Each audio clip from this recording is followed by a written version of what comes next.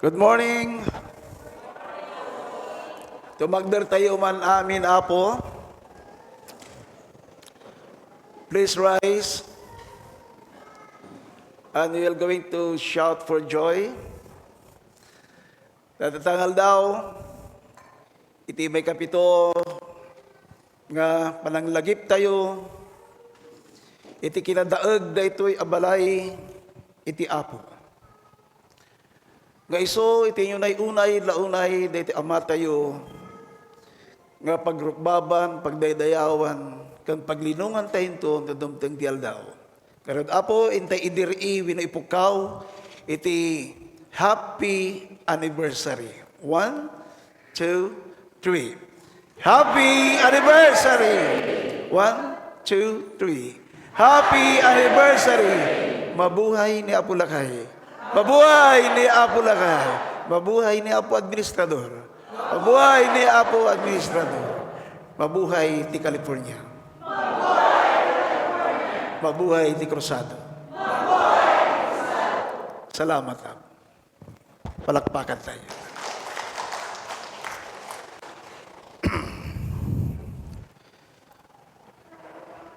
Iti kangatwa na panagdayaw, I'm going to give the highest praise to the Lord, to our Holy Father, the representation, the Holy Spirit, the founder and the living God of the Crusaders of the Divine Church of Christ, Monsignor Dr. Rufino S. Magliba. Our Mother of Faith, Nuestra Señora Celia Belina Magliba, members of the TRC, we have here our very own Overseas Administrator, Princess Lourdes Magliba Andres, and the rest of the TRC led by our very own Prince Dr. Israelieto B. Magliba.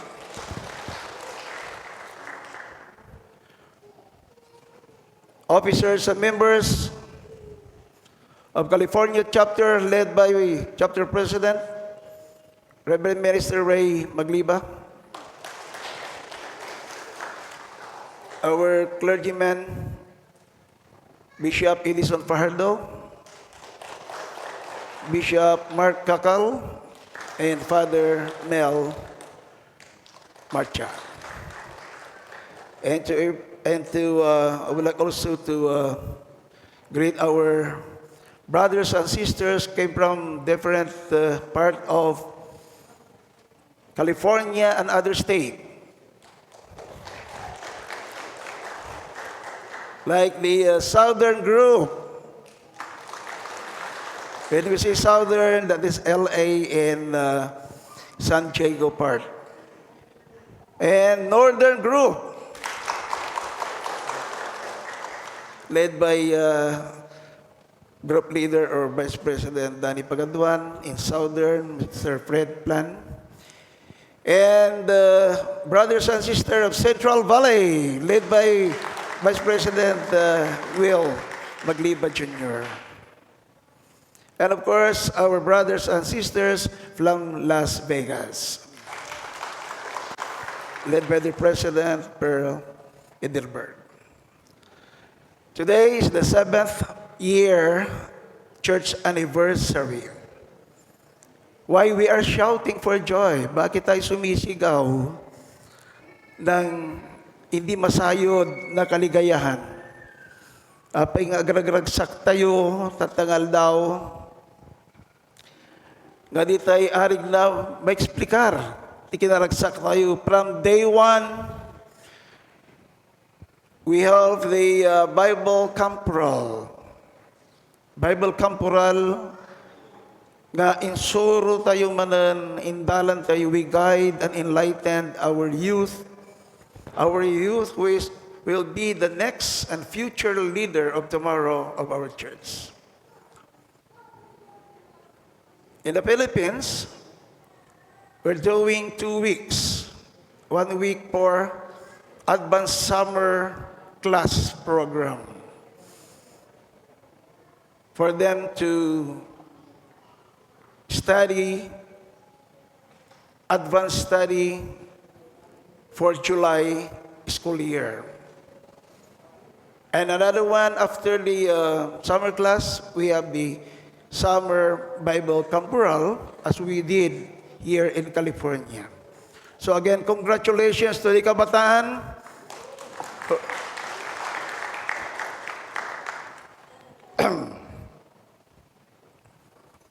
Now, it's our church anniversary. We are talking about church.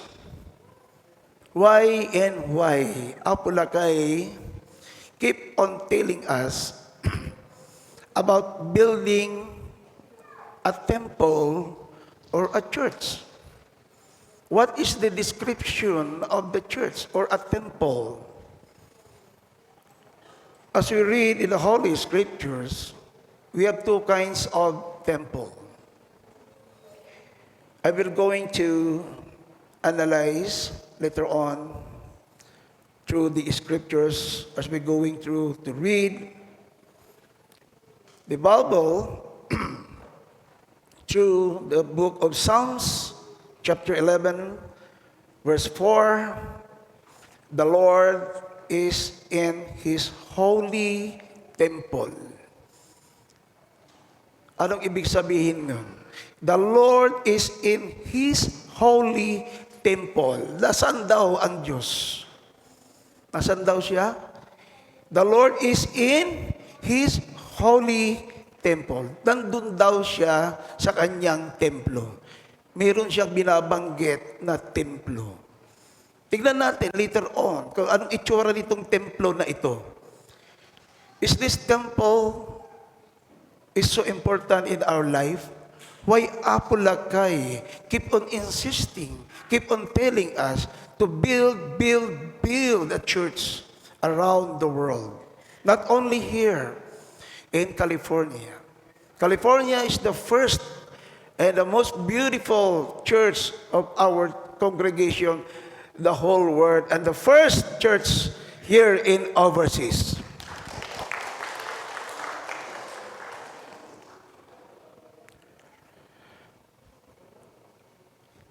The Lord is in His holy temple. The Lord's throne is in heaven. Nasa langit daw ang kanyang trono, pero meron siya sinasabi na tinirhan ng Diyos ang templo. In His eyes, behold, His eyelids try the children of men. Ang Panginoon ay nasa kanyang banal na templo. Ang Panginoon, ang kanyang luklukan ay nasa langit. Ano yung luklukan? Trono. Trono.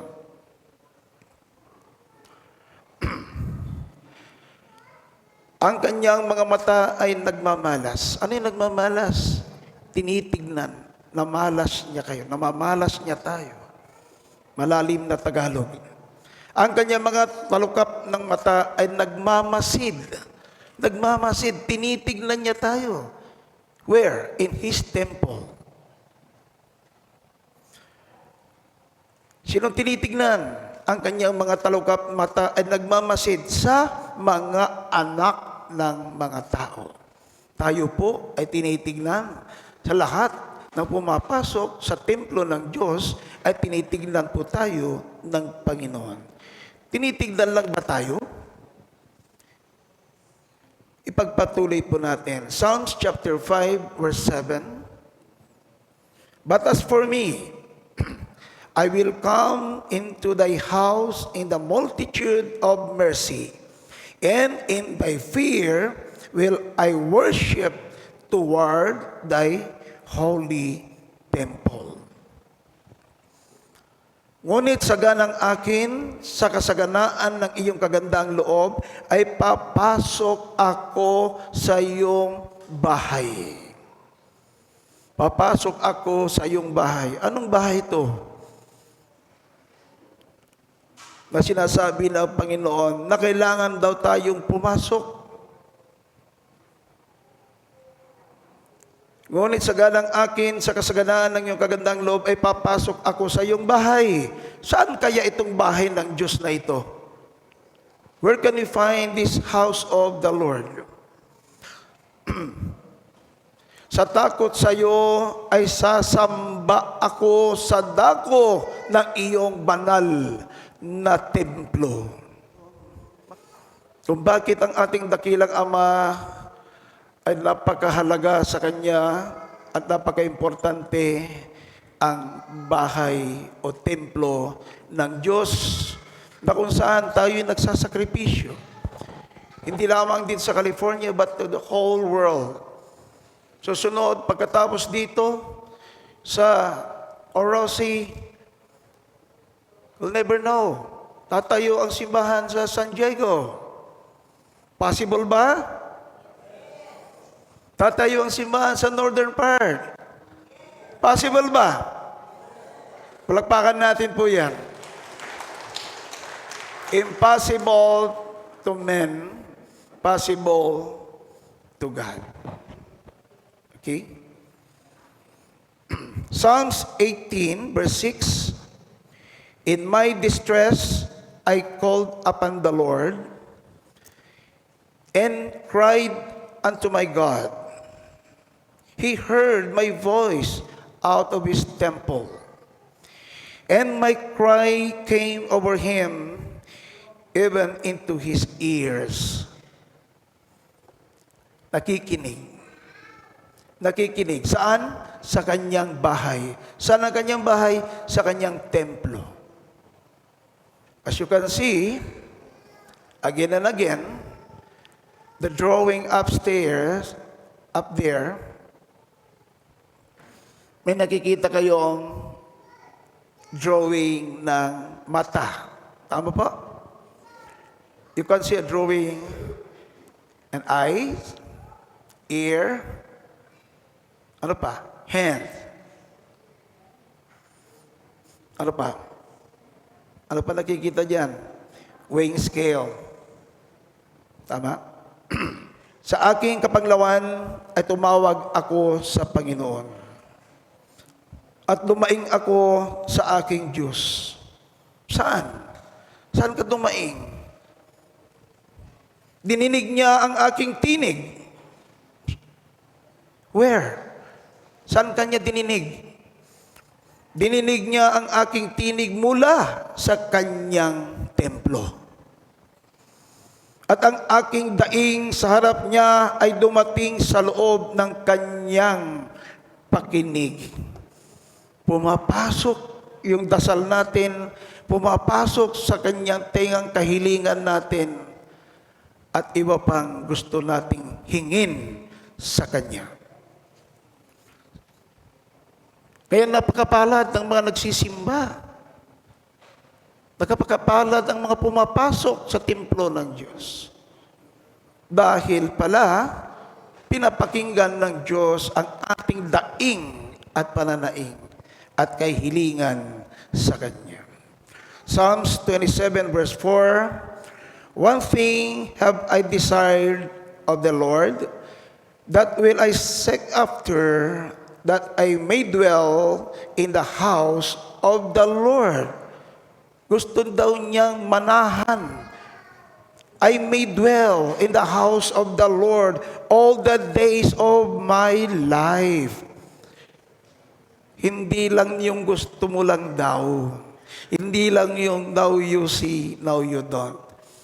Except kung mayroong rason na matinding rason at yan ay mauunawaan ng Panginoon. Pero kung wala namang karason-rason, tapos hindi kanya nakikita sa kanyang templo, hindi niya naririnig ang iyong dasal o daing. Bagamat God is everywhere, pero mayroon siyang gustong-gustong lugar. Mayroon siyang tinatangi na lugar na kung saan dinidinig niya ang ating mga daing. Sa aking kapanglawan ay tumawag ako sa Panginoon at tumawag ako sa aking Diyos. Dininig niya ang aking tinig mula sa kanyang templo. Saan daw dininig ang iyong daing? Saan po? Sa templo. At ang aking daing sa harap niya ay dumating sa loob ng kanyang paginig. Dumarating, pumapasok, umaabot, at naririnig ng Panginoon ang ating dasal where? Inside the temple. Psalms 27:4, one thing have I desired of the Lord, that will seek after, that I may dwell in the house of the Lord all the days of my life, to behold the beauty of the Lord and to inquire His temple. Kita mo, kung pwede daw, kung may panahon ka, all the days of your life. Pag may panahon ka, go. Pumunta ka sa templo. Ayan ang sinasabi niya all the days of my life. Pero kung may work naman tayo, maunawaan naman yan ng Panginoon. Maunawaan naman yan. Marami tayong valid reason upang unawain tayo ng Panginoon. Psalms chapter 66 verse 5, come and see the works of God. He is terrible in His doing toward the children of men. Kayo ay magsiparito at tingnan ninyo ang mga gawa ng Diyos. Siya ay kakilakilabot sa kanyang gawain sa mga anak ng tao. Psalms 138 verse 2, I will worship toward the holy temple. Tinawag pa niyang holy ang templo. Ibig sabihin, this is not an ordinary house. This is not an ordinary house. This is an holy temple. Banal ang bahay na ito dahil banal ang bahay ng Diyos.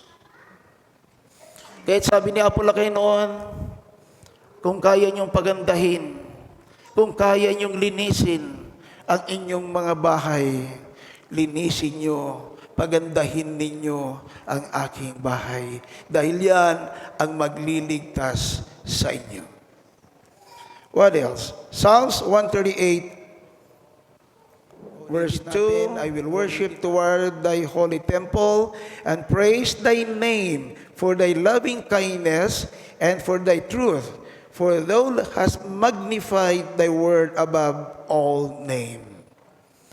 Ako'y sasamba sa dako ng iyong banal na templo at magpapasalamat sa iyong pangalan. Saan daw tayo magpapasalamat sa kanyang pangalan? Saan daw? Sa kanyang banal na templo. Dahil sa iyong kagandang loob at dahil sa iyong katotohanan, sapagat iyong pinadakila ang iyong salita sa iyong buong pangalan. Matthew chapter 21 verse 12, and Jesus went into the temple of God. Mismo si Jesus pumunta sa templo ng Panginoon. Anong ginawa niya? Anong ginawa ni Jesus doon sa templo? Kung maalala ninyo nung pumasok si Jesus sa Jerusalem, at siya pumasok sa templo, siya'y nagalit. Nagalit ang Panginoong Hesus. Anong ginawa ng Panginoong Hesus? Tinumba niya lahat ang mga lamisahan. Tinumba niya, sinira niya lahat yung mga gamit ng mga maglalako, yung mga businessmen, yung mga tax collector, nung nagtitinda ng mga animales, mga kalapati, at iba-iba pa. Why Jesus get mad? Bakit siya nagalit? Nung pagpasok niya sa templo, galit na galit. Why? Because the house of the Lord is holy. Anong ginawa ng mga tao? Ginawa nilang palengke. Ginawa nilang palengke. Ginawa nilang tirahan ng mga magnanakaw. Nagtitinda ng kalapati, kambing, kung ano-ano pa doon. Meron pang mga money changer doon sa loob ng templo. Nakakatuwa ba yon? Matutuwa ba kayo kung gagawin nilang ganoon itong loob ng templo natin? Of course not. Mismo ang ating Panginoon galit na galit. Why? Because His house is holy. Anong ginawa ng mga tao? Sinira nila, binaboy nila. Ginawa nilang bahay ng mga magnanakaw. At doon, nalaman ng gobyerno ng Jerusalem, nakarating sa hari. Sabi nila, Governor, may taong nagwawala sa templo. Sino yan? Jesus daw ng Nazaren. Huliin ninyo. Ayan, hinuli. Doon nag-umpisa yan. Yung kanyang paghirap. Hinuli ang Panginoon. Sinira niya doon nakilala si Jesus when He destroyed the tables and other thing inside the church or inside the temple. Because Jesus went in the temple of God and cast out all them that sold and bought in the temple, and overthrew the tables of money changers and the seats of them that sold doves. Yung nagtitinda ng kalapati at ng mga money changer, mga negosyo na hindi kaaya-aya sa Panginoon. Matthew 21 verse 13, and said unto them, it is written. Pag sinabi niyang it is written, tandaan nyo.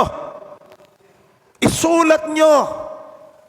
It is written, my house shall be called the house of prayer, but ye have made in a den of thieves. Anong ginawa ninyo? Ginawa niyong bahay ng magnanakaw. Sinira niyo, binastos niyo ang bahay ko. Hindi niyo ba alam? Isulat mo. It is written. Sabi niya, my house shall be called the house of prayer, but ye have made it a den of thieves. Oo naman, sino bang matutuwa? Ang ganda-ganda ng templo natin, ang ganda-ganda ng simbahan natin. Papayagan ba natin may magtitinda ng kalapati, money changer at iba pang negosyo dito sa loob? That is against the rule ng ating Panginoon. Anong gusto niya? Palaging maganda. Palaging malinis. Palaging nami-maintain ang kanyang bahay. Kung kaya daw natin pagandahin at i-maintain ang ating mga bahay, the more daw na maintain natin, ayusin natin, pagandahin natin ang bahay, dalanginan na tinatawag na bahay ng Diyos. 1 Corinthians chapter 1 verse 3 chapter 3 verse 16. Now ye know that ye are the temple of God, and that the Spirit God dwelleth in you. This is another thing. Iba yung dinidescribe niya na isang templo na may tabernakulo. Tabernakulo is altar. Meron siya dinidescribe na bahay. Isang templo at isang templong katawan. Tayo din daw ay templo ng Diyos. Bakit? Gusto niya tayo maging templo din ng Diyos. Dahil sabi niya, be holy because I am holy. Santo kayo, tasyak santuak, at daak kada kayo. Da kayo, dagiti templo. So, hantayo apasrakan. Iti saan nga umno, kada ito'y templo ti Apo. Hantay nga papasrakan, iti solisog, bilang makapirdi ti bagikan kararwa tayo. Si babasol, amin nga tao, lahat may kasalanan. Pero, sabi ng Panginoon, all are sinners, but there is a forgiveness if you forgive your sin. Ephesians chapter 2 verse 21, whom all the building fitly framed together groweth unto an holy temple in the Lord. Nasa kanya'y ang buong gusali na nakalapat na mabuti ay lumalago upang maging isang templong banal na sa Panginoon. See? May binabanggit siyang gusali. When we see gusali, building. Meron siyang sinasabing building dito na itatayo. In whom all the building fitly frame. Frame, may frame. May anyo. Ang tinutukoy niyang bahay niya. Ephesians chapter 2 verse 22, in whom ye also are builded together for an inhabitation of God through the Spirit. Na sa Kanya'y itinayo naman kayo upang maging tahanan ng Diyos, Espiritu Santo. Tayo rin daw pwedeng maging tahanan ng Espiritu Santo. Papasok siya sa atin kung tatanggapin natin siya. Kung sarado ang puso at isip natin, bagamat gusto niya pumasok at manahan sa atin, hindi siya papasok. Why? Hindi natin ginagawa ang kanyang kalooban. 2 Chronicles chapter 7 verse 15, ang kanyang mga mataba ay nakatingin sa atin sa ngayon. Kanina, yung ear, nakikinig. Ang mata kaya ng Panginoon, nakatingin ba sa atin? Habang nandito tayo sa templo? Habang nagdadasal tayo? 2 Chronicles chapter 7 verse 15, now mine eyes shall be open. Where? Okay, ano pa? Ano pa raw yung naka-open? Now mine eyes shall be open and my ears attend unto the prayer that is made in this place. Tama po? Yung mga sumusunod dyan, yung mga nagbabasa. Now my eyes shall be open and my ears attend and the prayer that is made in this place. Lahat ng dasal, lahat ng dalangin, lahat ng hinihiling ninyo, nakabukas ang aking mata, nakabukas ang aking pakinig. Nakikinig ako sa inyo. Saan? Dito sa aking templo, banal na templo ng Panginoon. Why? Is this temple or house of the Lord is sanctified? Sanctified ba?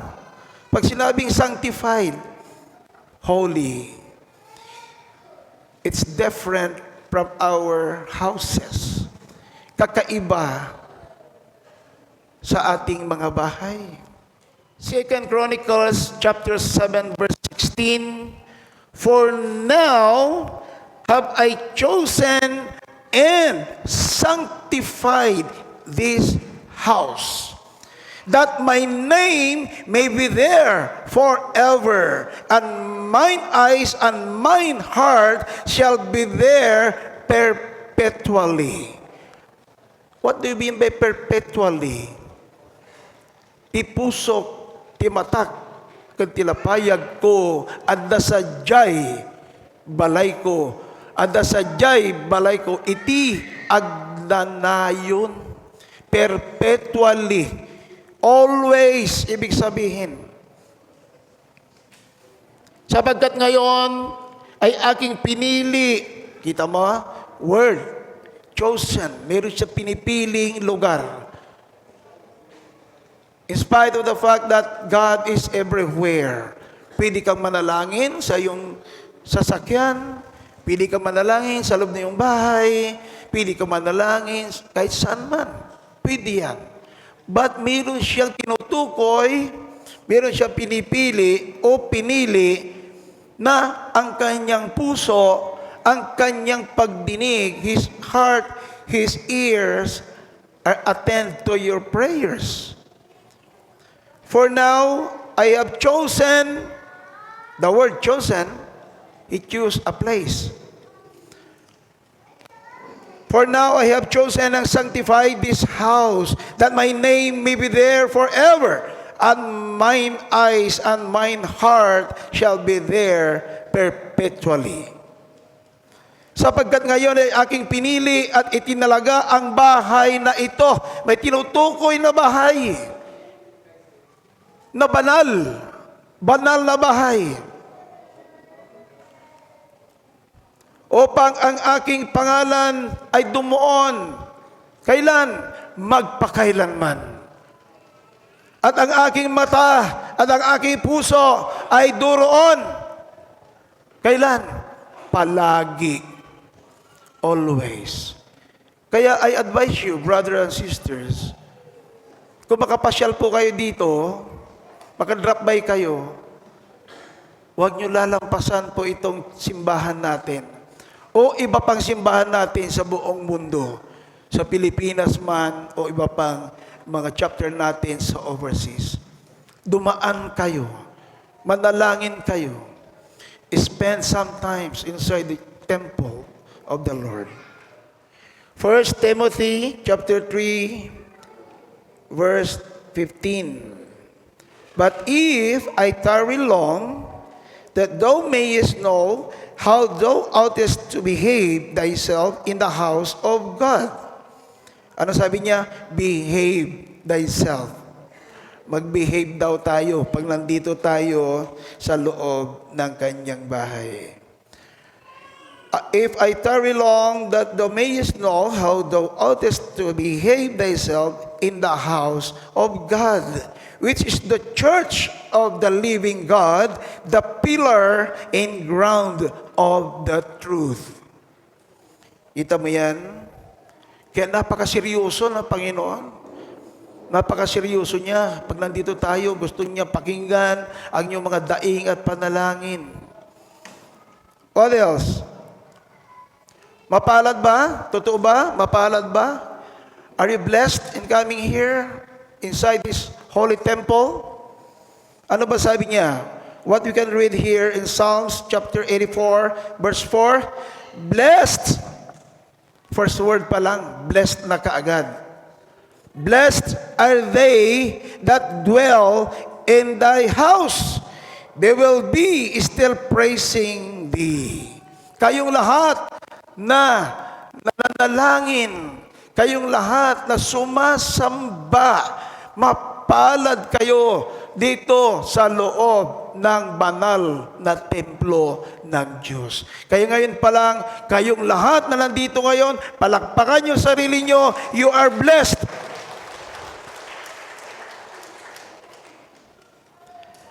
Blessed are they that dwell in thy house, they will be still praising thee.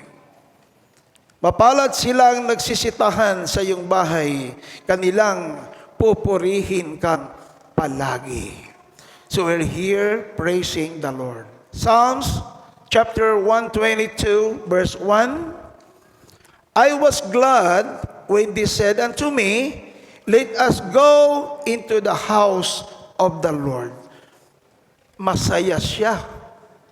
Sabi niya, masaya ako. Ako'y natutuwa nang kanilang sabihin sa akin, tayo'y magsiparoon sa bahay ng Panginoon. Mayroon yung tinutukoy na bahay ng Panginoon. Kaya pag mayroong mag-aya sa inyo, may mag-invite sa inyo na magsimba, matuwa kayo. You should be glad.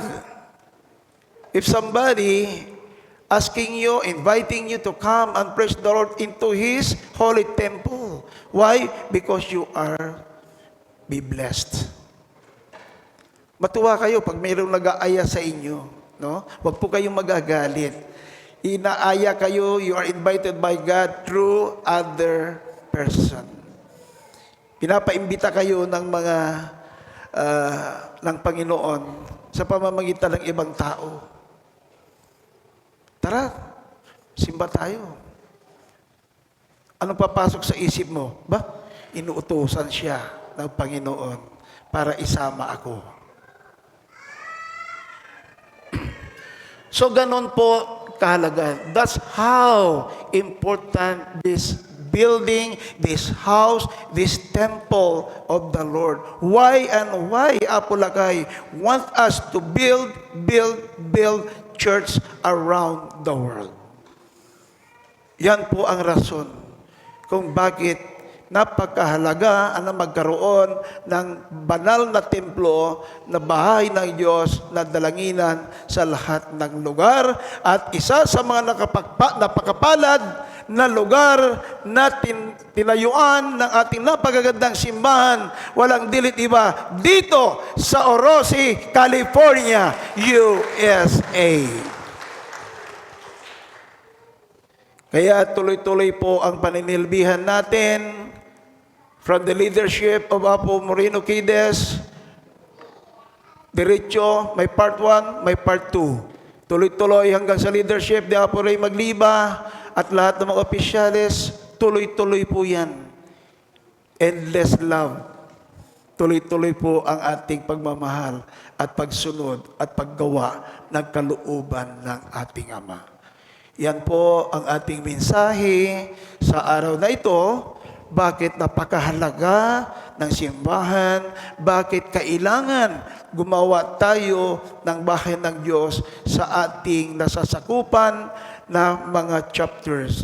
So, ito po ang napakamaigpit na bilin at kahilingan ng ating punong administrador upang suportahan ang ating mga mula sa puso na ibibigay natin sa iba't ibang lugar, chapter o probinsya, or even other country or state of America.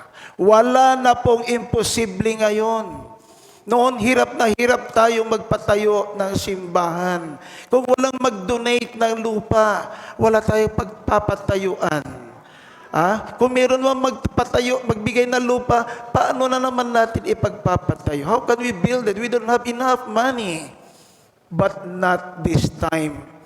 Through the leadership of our overall administrator and the help of the members of the TRC, nandyan ang tuloy-tuloy na reminder ng ating overseas administrator, Princess Lourdes Magliba, and sa lahat ng members and officers sa overseas and to the clergymen upang maging kompleto, ibigay ang nararapat dahil lahat ng simbahan na tatayo ay hindi lang simbahan ng taga-roon, kundi simbahan ng krusado na kaaya-aya sa ating Panginoon, sa ating Ama, Banal na Espiritu Santo, Monsignor Dr. Pino S. Magliba.